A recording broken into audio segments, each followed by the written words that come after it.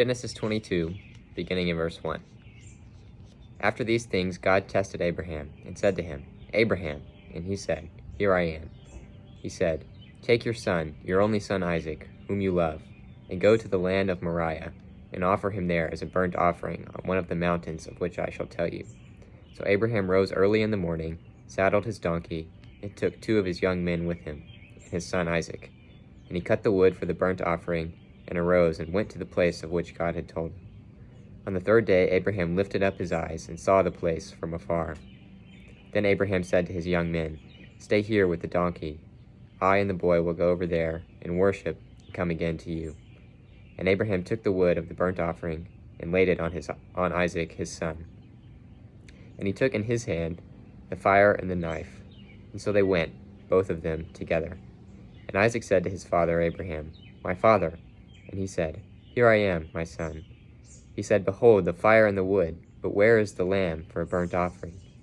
And Abraham said, "God will provide for himself the lamb for a burnt offering, my son." So they went, both of them, together. When they came to the place of which God had told him, Abraham built the altar there, and laid the wood in order, and bound Isaac his son, and laid him on the altar, on top of the wood. Then Abraham reached out his hand, and took the knife to slaughter his son. But the angel of the Lord called to him from heaven, and said, "Abraham, Abraham." And he said, "Here I am." He said, "Do not lay your hand on the boy, or do anything to him. For now I know that you fear God, seeing you have not withheld your son, your only son, from me." And Abraham lifted up his eyes and looked, and behold, behind him was a ram, caught in a thicket by his horns. And Abraham went and took the ram and offered it up as a burnt offering instead of his son. So Abraham called the name of that place, "The Lord will provide." As it is said to this day, "On the mount of the Lord it shall be provided." When you're in school, a phrase that you never want to hear is this: "All right, class, put away your notes." The teacher doesn't have to say anything after this because everybody knows what's coming. It's time for a test. Genesis 22 is one of the most challenging and difficult stories in the whole Bible. For those on the inside of the Christian faith and those on the outside, this story leaves us scratching our heads. It's one of those stories that seems to give evidence for the angry and the irrational God of the Old Testament. And so no matter who you are, you're left wondering and asking, how could God command Abraham to do this? But though this is a difficult passage, some of the very first words help us to begin understanding it. God tested Abraham. God's intent is never to kill Isaac. The intent is never about child sacrifice. Instead, everything that follows this is a test. You may have had a teacher that gave you a pop quiz because your class was acting up, but this is not the case that we have. God is not testing Abraham just for the fun of it, or because he's angry with him. This is a test of Abraham's faith. Even though what I'm asking you is unthinkable, will you obey and trust? Will you have faith in my purposes and in my provision? God tested Abraham. And so, with that framing the rest of the story, my hope is that we would begin to see and understand all that God might be teaching us through this challenging, difficult passage of His Word. And so, as we've already acknowledged, our text for today raises a lot of questions, and there's a reason for that. If it were easy and nice to understand, there would be no questions, but that's not the case. In testing Abraham, God commands Abraham to do what is truly unthinkable. God says in verse 2, "Take your son, your only son Isaac, whom you love, and go to the land of Moriah, and offer him there as a burnt offering on one of the mountains of which I shall tell you." This is strange on multiple levels. On one level, God is commanding Abraham to sacrifice and to slaughter his own son. How could God command something so immoral, something that goes against his own character? The God that Abraham has come to trust is a God of blessing and life and a God of promise. How could he command such a thing? So there's a very real moral dilemma in this story, but on a deeper level, God is commanding Abraham to give up his future. Notice the similarities between verse 2 and chapter 12. In chapter 12, verse 1, God said to Abraham, "Go from your country and your kindred and your father's house to the land that I will show you, and I will make of you a great nation, and I will bless you and make your name great, so that you will be a blessing." Now in chapter 22, God says, "Take your son, your only son, Isaac, whom you love, and go to the land of Moriah, and offer him there as a burnt offering on one of the mountains of which I shall tell you." In chapter 12, God said, "Give up your old life, and I will bless you." But now in chapter 22, God says, "Give up and sacrifice the very blessing that I gave you and that I promised you." Earlier, God said, "Give up your past." Now, God says, "Give up your future." Take your son, your only son Isaac, whom you love. Remember that Isaac isn't Abraham's only son, but Isaac is the only son of God's promise. So yes, there's a moral and an ethical dilemma to this story, but there's also something much deeper. Isaac is no normal son. So what does it mean, and what are you supposed to do when obeying God would nullify and cancel out God's own promise?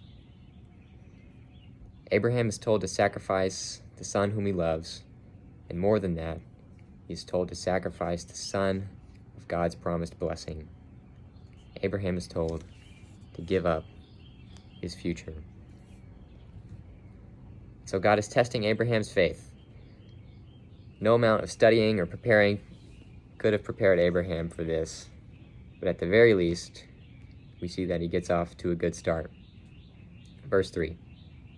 So Abraham rose early in the morning, saddled his donkey, and took 2 of his young men with him, and his son Isaac. And he cut the wood for the burnt offering, and arose and went to the place of which God had told him. On the 3rd day, Abraham lifted up his eyes and saw the place from afar. Then Abraham said to his young men, "Stay here with the donkey. I and the boy will go over there and worship, and come again to you."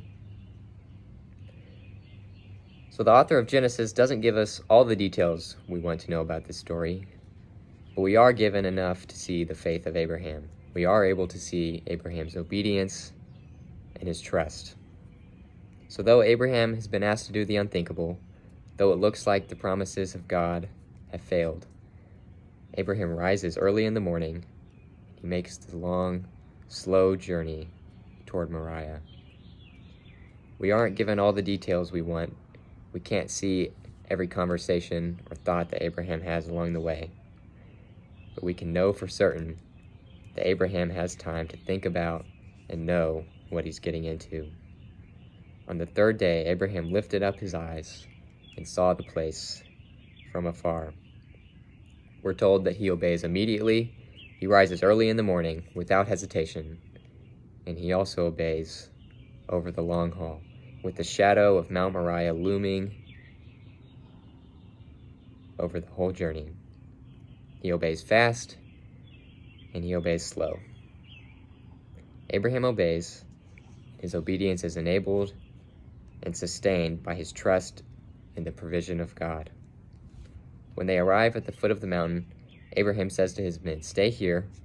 I and the boy will go over there, worship, and come again to you." Another translation makes it more clear. It says, "We will worship, and then we will come back to you." There's a confidence that God will provide. And as they continue up the mountain, Isaac asks his father, "Behold, the fire and the wood, but where is the lamb for a burnt offering?" And again, Abraham responds, "God will provide for himself the lamb for a burnt offering, my son." Earlier, God had promised to bless Abraham and bless all the nations through Isaac and through Isaac's descendants. And because of that, because Abraham trusts God, he's willing to obey, even to the point of sacrificing Isaac, because he trusts that somehow, some way, God will provide. Somehow, God will be able to fulfill his promises. Even if he must sacrifice Isaac the son of God's blessing, Abraham trusts that God is able to call into existence the things that do not exist and fulfill the promises, even when it seems that they have failed. God will provide for himself the lamb for a burnt offering. God will provide, therefore, I will obey. In this test of Abraham's faith, Abraham proves faithful. He passes the test. And from Abraham, we learn that faith means both obedience and faith means trust. Faith is immediate, costly, and sustained obedience, even when it means suffering and when it looks like the promises of God have failed. But more than that, faith is confidence and assurance in the promises and in the provision of God. Radical obedience and radical trust. God may command, give up your future. Faith responds, I will obey. Not because it's easy, not because I might have chosen this, but because I trust that you will provide. As we continue through the narrative of this story, some parts leave us wanting more detail. We miss out on some of the conversations or the thoughts of Abraham. But that's not the case when we come to verse 9. Verses 9 and 10 are perhaps some of the most detailed portions of this whole section. When they came to the place of which God had told him, Abraham built the altar there and laid the wood in order, and bound Isaac his son and laid him on the altar on top of the wood. Then Abraham reached out his hand and took the knife to slaughter his son. So the author makes it very clear that Abraham is prepared to go through with what God had commanded. And so if you're reading this for the first time, if this was the very first encounter with this story, this moment would have you on the edge of your seat. What's going to happen? Will the promises of God fail? With the knife in his hand, with his arm lifted up to sacrifice his own son, just when it looks like the promises of God have failed, the angel of the Lord calls out, Abraham, Abraham. And he said, Here I am. He said, Do not lay your hand on the boy or do anything to him, for now I know that you fear God, seeing you have not withheld your son, your only son, from me. And Abraham lifted up his eyes and looked, and behold, behind him was a ram, caught in a thicket by his horns. And Abraham went and took the ram and offered it up as a burnt offering instead of his son. So Abraham called the name of that place, The Lord will provide, as it is said to this day, On the mount of the Lord it shall be provided. God provided a substitute for Isaac's life, and in doing so, God remained faithful to his earlier promises. God will provide a lamb for the burnt offering, my son, and on the mount of the Lord it shall be, it was provided. The promises of God are not nullified or canceled out. The future and the hope for the promised blessing is not lost. The Lord will provide. The near sacrifice of Isaac is a story that raises a lot of questions. Sacrifice your son? What kind of God could ask someone to do that?